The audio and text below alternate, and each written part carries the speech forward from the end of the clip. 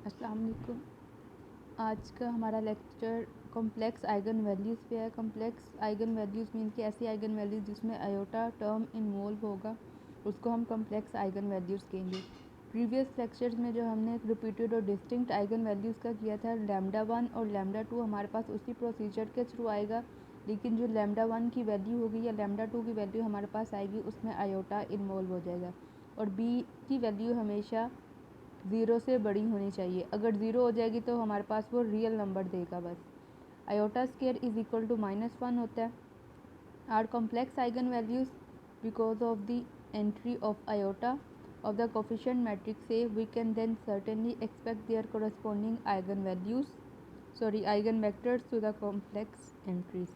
तो इसके अकॉर्डिंग ही हमारे पास कॉम्प्लेक्स ही आइगन वेक्टर्स बनेंगे। अब यहाँ पे हम देखें कि लैम्डा 1 है, लैम्डा 1 का अगर मैं कॉन्जुगेट ले लूँगी तो वो लैम्डा 2 के इक्वल आ जाएगा। इसी तरह से ही हम फिर अगर जिस तरह से k1 और k2 की वैल्यूज़ लेते हैं तो k1 का अगर मैं कॉन्जुगेट लूँगी तो वो k2 की वैल्यू के इक्वल आ जाएगा। ये हमारे पास एक नोट की फॉर्म में मौजूद है कि the entries in k2 corresponding to lambda 2 are the conjugate of entries in k1 corresponding to lambda 1, और उनको हम इस तरह से डिनोट भी कर सकते हैं। नेक्स्ट हम थ्योरम एक देख रहे हैं जो हम यहाँ पे अप्लाई करेंगे क्वेश्चंस को सॉल्व करने के लिए। थ्योरम की स्टेटमेंट जो है ये है और इसका नाम है solution corresponding to complex eigen values. Let A be the coefficient matrix having the real entries of the homogeneous system and let k1 be an eigen vector. k1 हमारे पास आइगन वेक्टर दिया गया है corresponding to eigen value lambda 1। then k1 e power lambda 1 t and k1 bar e power lambda 1 bar t। अब यहाँ पे उन्होंने k2 का जिक्र नहीं किया। k2 is equal to k1 बार हमें पता है, तो इसलिए उन्होंने k2 की बजाय k1 बार ही लिख दिया और लैम्डा 2 की जगह पे लैम्डा 1 बार, क्योंकि ये दोनों इक्वल हैं तो इसलिए यहाँ पे ये स्टेटमेंट है। By using this theorem the solution vector in the above theorem can be written as. Solution जो वेक्टर है उसको हम इस तरह से मेंशन करेंगे। k1 e power lambda 1 t, ये हमारे पास स्टेटमेंट मौजूद है। लैम्डा 1 की वैल्यू हमारे पास है अल्फ़ा प्लस आयोटा बीटा, तो यहाँ पे अल्फ़ा प्लस आयोटा बीटा को हम सेपरेटली भी लिख सकते हैं। अब e पावर अल्फ़ा t ये हमारे पास एक रियल नंबर आ जाता है। जब आयोटा इन्वॉल्व होगा तो हम उसको इस तरह से मेंशन करते हैं cos beta t plus iota sign beta t। इसी तरह से अल्फ़ा 1 बार के लिहाज से हम ले लेंगे, बार लेंगे तो हमारे पास यहाँ पे नेगेटिव का साइन आ जाएगा। अब यहाँ पे हमारे पास उसके अकॉर्डिंगली नेगेटिव आ जाएगा। By the superposition principle the following vectors are also solution.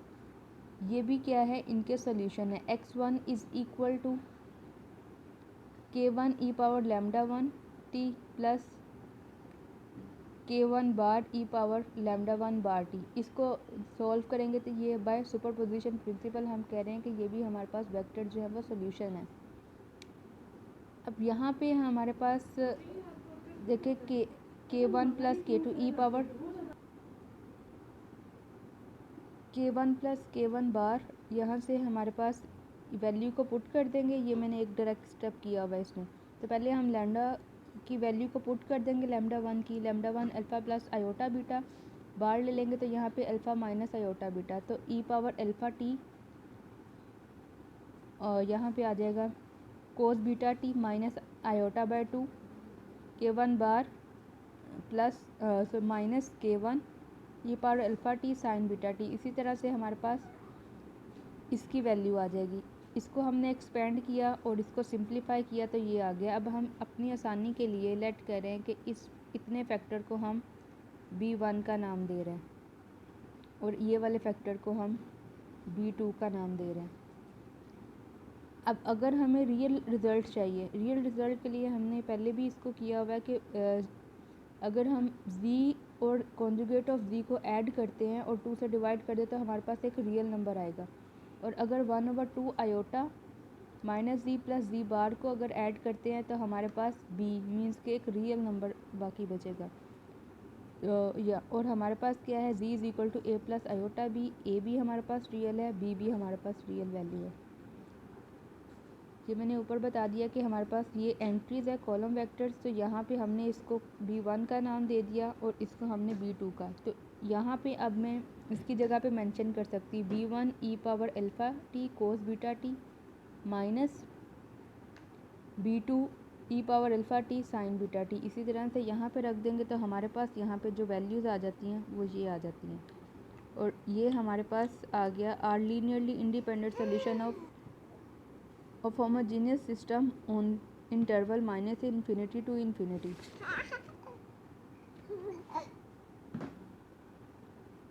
यहाँ पे हमारे पास v2 जो है वो हमारे पास इमेजिनरी है। इमेजिनरी का हमें कैसे पता चल रहा है, क्योंकि यहाँ पे आयोटा इन्वॉल्व है, तो हम इसको लिख सकते हैं ये हमारे पास v1 रियल है और ये हमारे पास इमेजिनरी है। इन्हीं क्वेश्चंस को जो हमने ऊपर स्टेटमेंट किया उसी को यूज़ करते हुए क्वेश्चन सॉल्व करते हैं। Find the general solution of the given system dx by d t 6x minus y and dy by d t 5x minus 2y। तो x हमारे पास है, इससे पता चल रहा है कि ये हमारे पास homogeneous linear system of equation है। a हमारे पास गिवन है, तो जिस तरह से हमने रिपीटेड और डिस्टिंक्ट में किया था, determinant of a minus lambda I लेंगे तो यहाँ पे हमारे पास वैल्यूज़ निकल आती हैं। लैम्डा की वैल्यू आई हमारे पास lambda square minus 8 lambda plus 17, तो इसके पेयर्स नहीं बन रहे, तो यहाँ पे हम क्वाड्रेटिक फार्मूला अप्लाई कर देते हैं। क्वाड्रेटिक फार्मूला अप्लाई करने से a इज़ इक्वल टू 1 है, b is equal to minus 8 है and c is equal to 17। Formula में पुट किया minus b plus minus b square minus 4ac over 2, तो b is equal to minus 8 minus minus plus हो गया 8 plus minus 64 minus 68 minus 4 आ गया। तो इसका मतलब है कि 2, अगर मैं 2 कॉमन ले रही हूँ, 4 बाहर आ जाए तो यहाँ पे माइनस 1 बाकी बचेगा। तो minus 1 under root is equal to iota होता है, तो ये कैंसिल आउट हो गए। 2 सारा कॉमन आया है, तो यहाँ पे 4 plus minus under root minus 1 आ जाता है, तो minus 1 is equal to iota. 2 से कैंसिल, तो ये हमारे पास आइगन वैल्यू आ गई। 2 आइगन वैल्यूज़ है, एक प्लस के साथ है और एक माइनस के साथ है। तो lambda 1 is equal to 4 plus iota and lambda 2 is equal to 4 minus iota. हम पहले लैम्डा 1 वाली वैल्यू लेते हैं, तो उसी प्रोसीजर के थ्रू के a minus lambda I into के, ठीक है। लैम्डा की वैल्यू हम पुट कर देंगे 4 प्लस आयोटा, तो माइनस 4 माइनस आयोटा बन जाएगा। यहाँ पे भी minus 4 minus iota, k1 k2 दो इक्वेशंस हमारे पास आ जाएंगी। ये दो इक्वेशंस आ गई। अब यहाँ से हम k1 और k2 की वैल्यूज़ निकालेंगे। फर्स्ट ले लें या सेकंड ले लें। अगर मैं फर्स्ट वाली इक्वेशन को चूज़ करती हूँ तो k2 is equal to 2 minus iota k1। तो k1 अगर मैं सपोज़ 1 लेती हूँ तो हमारे पास k2 की वैल्यू 2 माइनस आयोटा आ जाती है। तो हमारे पास यहाँ पे कैपिटल k1 का रिज़ल्ट आ गया 1 2 माइनस आयोटा, और इसको हम इस तरह से भी लिख सकते हैं, ठीक है। अब यहाँ से k1 का रिज़ल्ट निकल आया, तो x1 is equal to 1/2 minus iota e power 4 plus iota t। तो यहाँ पे हमारे पास e पावर लैम्डा 1 t था, lambda 1 is equal to 4 plus iota.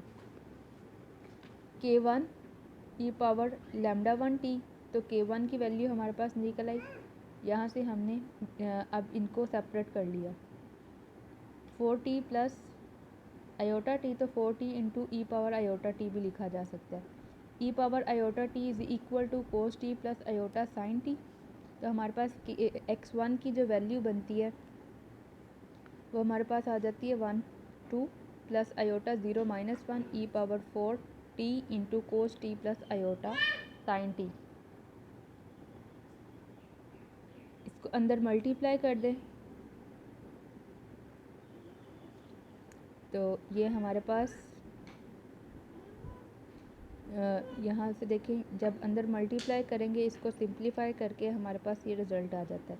क्योंकि यहाँ पे भी क्या है, आयोटा है, यहाँ पे भी आयोटा है, तो उसके अकॉर्डिंग इनकी वैल्यूज़ आ जाएंगी। x1 का ये हमारे पास सोल्यूशन आ जाता है। अब lambda 2 is equal to lambda 1 bar means conjugate of lambda 1, तो k2 is equal to k1 bar.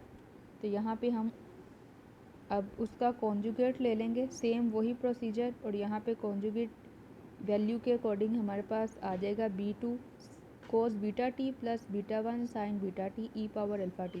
Values को पुट कर देंगे, पुट करके हमारे पास ये रिज़ल्ट आ जाता है x2। तो general solution x is equal to c1 x1 plus c2 x2। तो c1 x1 की वैल्यू हम पुट कर देंगे और यहाँ पे x2 की वैल्यू पुट कर देंगे। तो ये हमारे पास क्वेश्चन नंबर 3 जो है वो एक्सरसाइज का सॉल्व हो गया 8.2।